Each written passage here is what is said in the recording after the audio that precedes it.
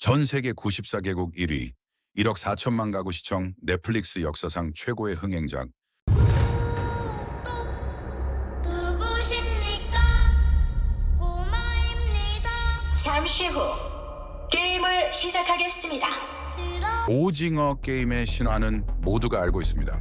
하지만 이 모든 것을 만든 한 남자 이 작품 때문에 스트레스로 치아 6개를 잃고 한때는 단돈 70만 원의 노트북까지 팔아야 했다는 사실을 아시나요? 그것은 10년간 세상에게 외면당했던 한 감독이 어떻게 세계를 정복했는지에 대한 이야기입니다. 오징어 게임 이전의 황동혁은 이미 대한민국에서 모두가 인정하는 감독이었습니다. 그의 필모그래피는 마치 장르 전시장을 보는 것 같습니다. 2011년 대한민국 사회 전체를 분노와 눈물로 들끓게 한 영화 도가니.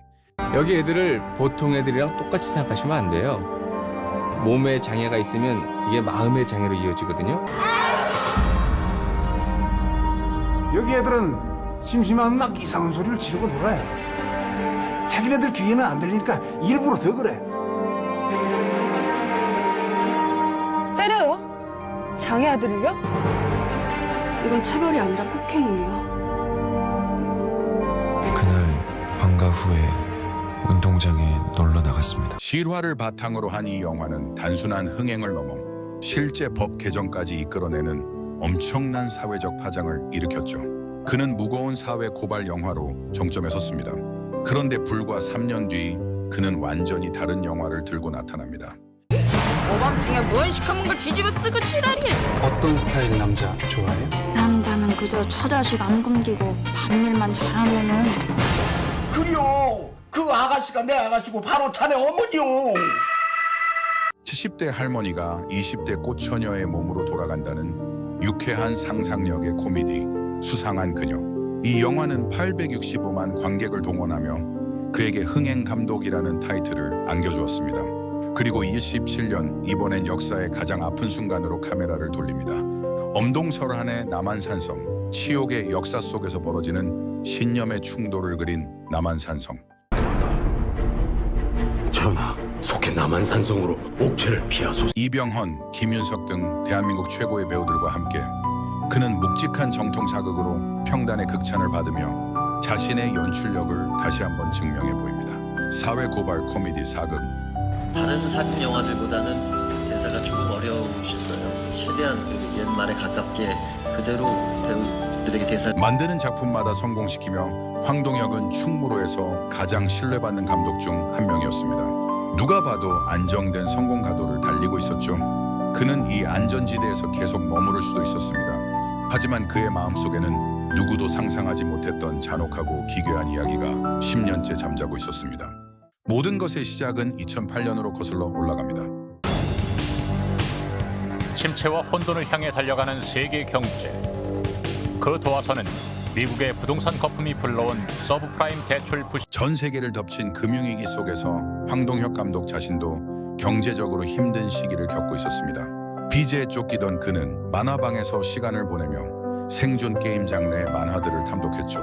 그때 그의 머릿속에 한 가지 아이디어가 스칩니다. 만약 나처럼 벼랑 끝에 몰린 어른들이 어린 시절 하던 순수한 게임에 목숨을 걸고 참여한다면, 이 기괴하고도 강력한 아이디어, 바로 오징어 게임의 원안이었습니다. 그는 2009년 단숨에 초고를 완성합니다. 새로운 이야기에 대한 열망을 안고 그는 안전지대를 벗어나 자신의 아이디어를 세상에 내놓습니다. 하지만 세상의 반응은 냉혹했습니다. 가는 곳마다 똑같은 대답이 돌아왔습니다. 너무 기괴하고 폭력적이다. 이런 비현실적인 이야기에 누가 공감하겠나. 상업성이 전혀 없다. 10년의 거절. 수많은 제작사와 투자자, 배우들이 그의 시나리오를 외면했습니다. 아무도 이 이야기가 돈이 될 거라고, 혹은 관객의 마음을 움직일 거라고 믿지 않았습니다. 한때는 생활고에 시달려 아끼던 노트북을 단돈 70만 원에 팔아야 할 정도였죠. 그의 아이디어는 시대를 너무 앞서갔던 걸까요? 결국 그는 오징어 게임을 서랍 깊숙이 넣어둘 수밖에 없었습니다. 그리고 앞서 말한 도가니, 수상한 그녀, 남한산성을 만들며 감독으로서의 커리어를 이어갑니다. 하지만 그 10년 동안에도 그의 머릿속 한편에서는 456명의 참가자들이 초록색 체육복을 입고 계속해서 달리고 있었을 겁니다. 포기할 수 없는 이야기, 바로 오징어 게임이었습니다. 10년의 시간이 흐르는 동안 세상이 변하기 시작했습니다. 스마트폰이 일상화되고 국경 없이 콘텐츠를 소비하는 스트리밍의 시대가 열렸습니다. 바로 넷플릭스의 등장이었죠. 넷플릭스는 전 세계 시청자를 대상으로 오히려 기존의 문법에서 벗어난 새롭고 과감한 이야기를 찾고 있었습니다. 10년 전에는 너무 기괴하다는 이유로 거절당했던 황동혁의 아이디어가 이제는 너무나 독창적이다라는 이유로 받아들여질 수 있는 환경이 만들어진 것입니다. 드디어 오징어 게임은 10년의 잠에서 깨어날 기회를 잡았습니다. 황동혁 감독은 넷플릭스로부터 전폭적인 지지를 약속받습니다. 누구의 간섭도 없이 그가 상상했던 그대로의 세계를 펼칠 수 있게 된 것이죠. 하지만 기회는 곧 엄청난 시련을 동반했습니다. 그는 9부작에 달하는 시리즈의 모든 에피소드를 직접 쓰고 연출까지 맡았습니다. 영화 한 편 만드는 것과는 비교도 안 되는 엄청난 작업량이었습니다. 거대한 세트장을 채우는 디테일 하나하나, 456명, 참가자의 감정선 하나까지 모든 것이 그의 손을 거쳐야 했습니다. 그 과정은 말 그대로 자기 자신을 가려넣는 일이었습니다. 그는 이 프로젝트를 진행하며 극심한 스트레스로 인해 치아 6개를 잃었다고 고백합니다. 육체적, 정신적 한계에 부딪히는 극한의 상황. 그것은 마치 그가 만든 게임 속 참가자들의 모습과도 같았습니다. 그는 자신의 모든 것을 걸고 10년간 묵혀왔던 이야기를 세상 밖으로 꺼내는 마지막 관문을 통과하고 있었습니다.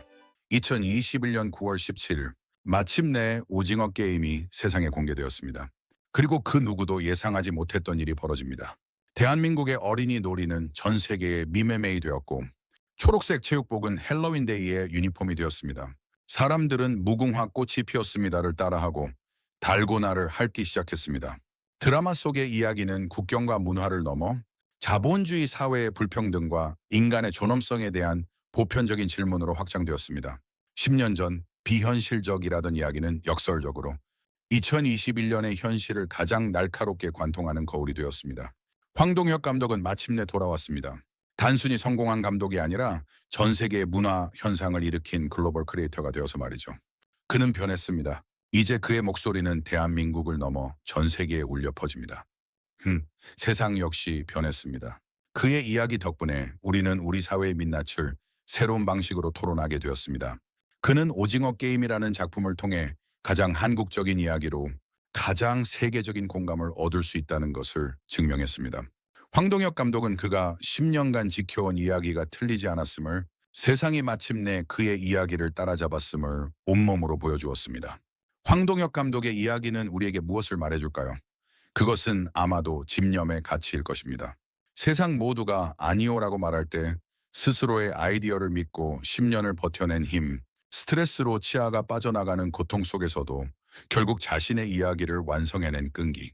어쩌면 우리 모두의 마음속에는 세상이 아직 알아주지 않는 오징어 게임 같은 이야기가 하나씩 잠자고 있을지도 모릅니다.